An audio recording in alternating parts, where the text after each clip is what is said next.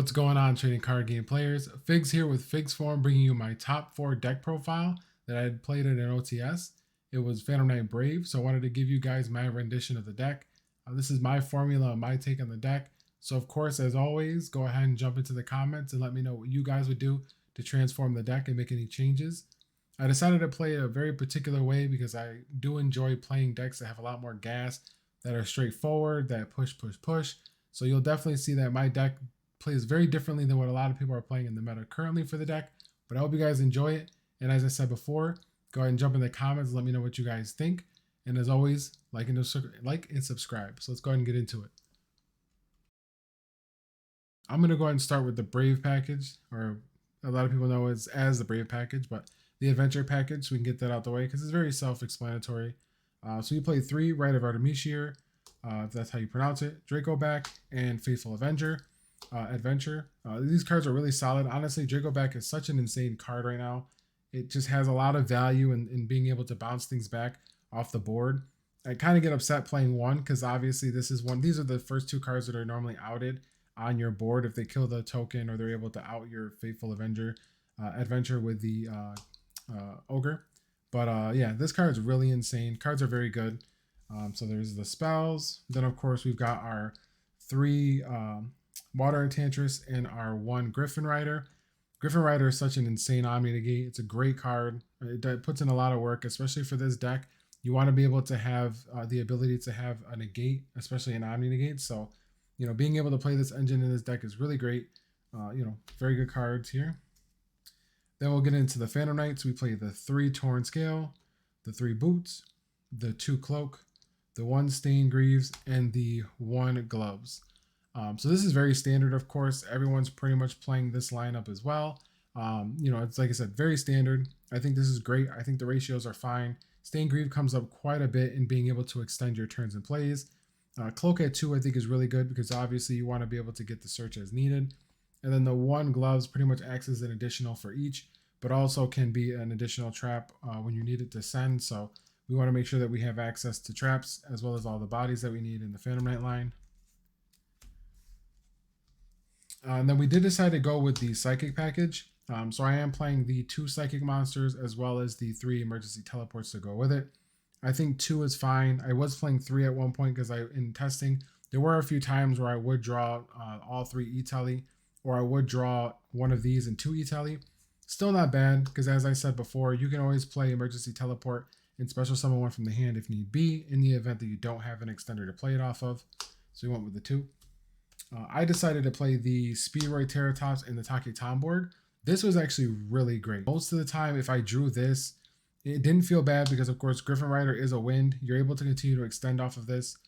Anytime that I pretty much play this package, I always seem to see the Taki Tomborg far more than the Terratop, but it's still great. If you're able to see this, it's a 1-card Cherubini.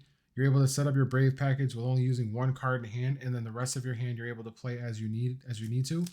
And I think that's great, especially for the way that I'm playing this deck, because I am playing it with no hand traps. So you want to be able to have as many options as you can to play into your opponent's board, as well as their hand traps, especially if you're going first. So this is a great card, whether you're going first or second, but it does allow you that instant Cherubini without having to overextend your hand or even commit to a normal summon.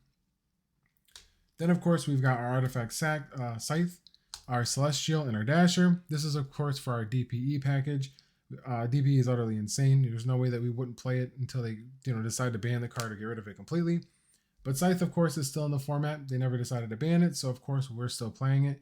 It is capable of being able to lock your opponent out of the extra deck, which is of course what we're looking to do. So I think it's a necessary evil. Then we have the 3 emergency teleport. As I said, I'm playing 3. I think 3 is fine. In sighting, I normally cut 1 out, so I usually go down to 2. But I want to be able to have as much extension as possible. I know a lot of decks are actually starting to cut this for hand traps, and I'm actually not playing any hand traps at all. This is all gas. We're looking to pretty much play through all of our opponent's cards, their field, their hand, and everything.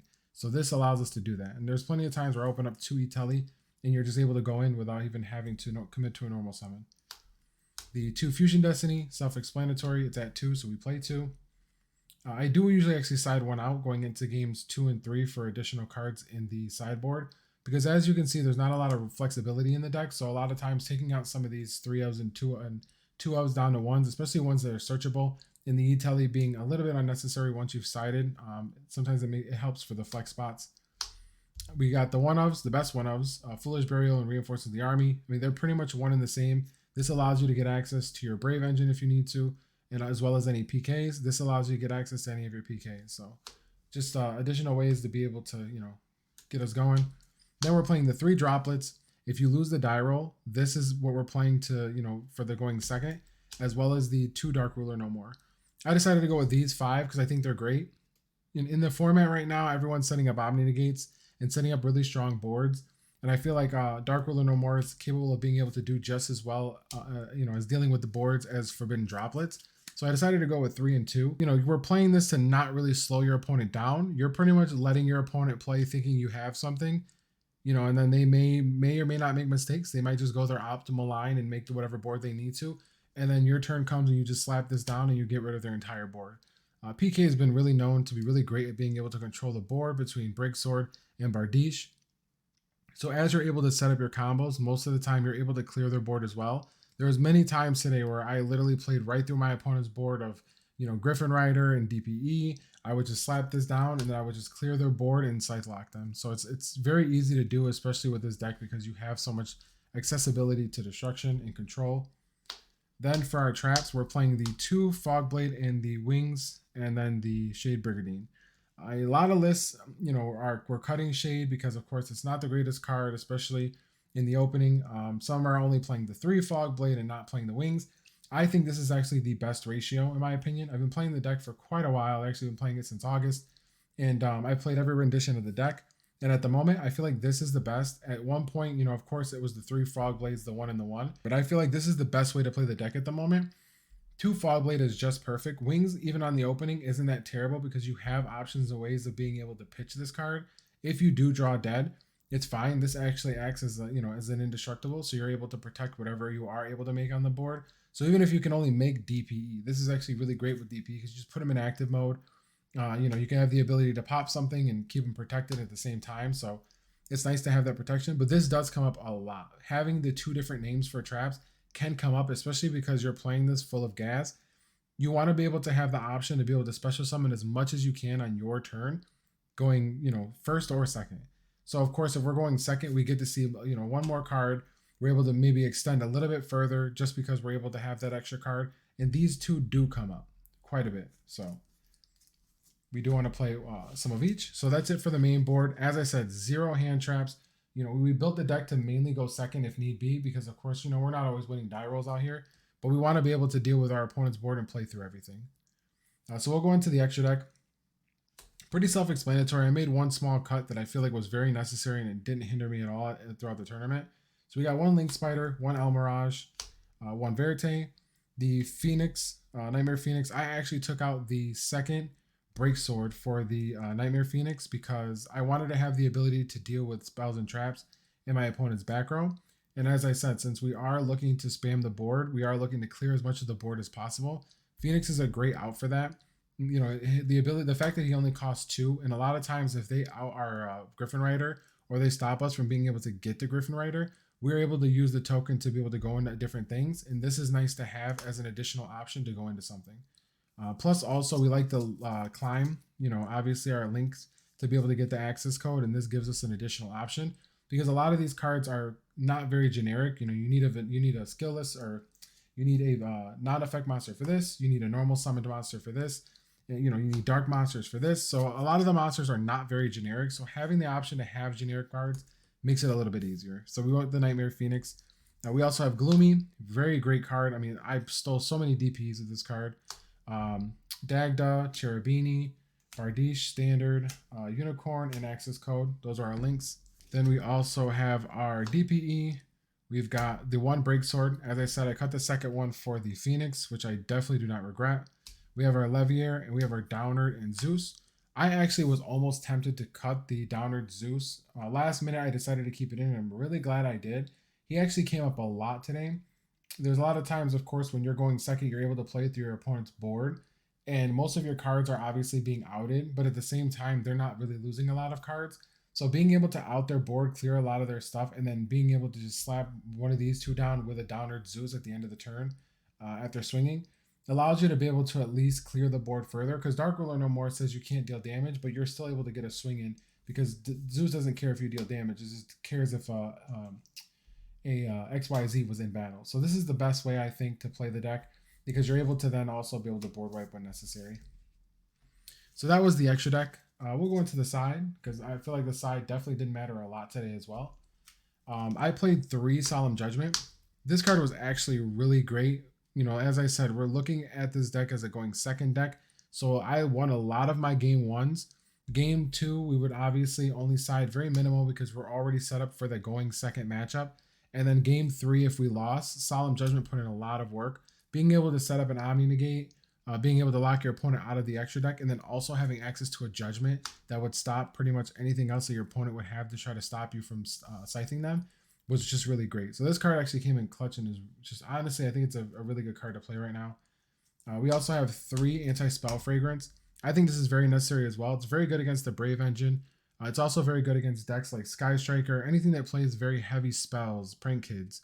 You know, this card's very good because it does slow them down quite a bit. Even if they get Pandemonium, they have to set it and then they're not able to activate it on the next turn. So you're able to just get rid of all of their stuff, because that was what they just rely on very heavily, and being able to control your board. So the 3 Anti-Spell Fragrant. We also got 3 Lancia. Lancia is very good. I didn't side it in as much because there weren't very many matchups that I played that really required it. But it is obviously a necessary side. There are a lot of decks that do take advantage of the banished area. And of course, being able to have access to Lancia will shut them down and slow them down as well. One of the decks that I lost to twice in the day, actually the only deck I lost to in general, was the same player, Sky Striker. I lost to him in the Swiss, and then I lost to him in Top Cut. I wish I would have actually sided in Lancia. I knew he main boarded evenly matched, and you know, in our second match in Top Cut, I should have just did it just for the evenly match alone, because it blew me out.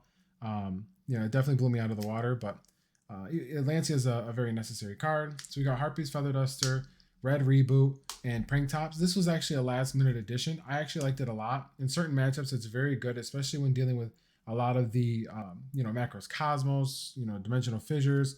You know, it's very good against Flunderies. It's very good against a lot of cards. You're able to just special summon it and then deal with something immediately.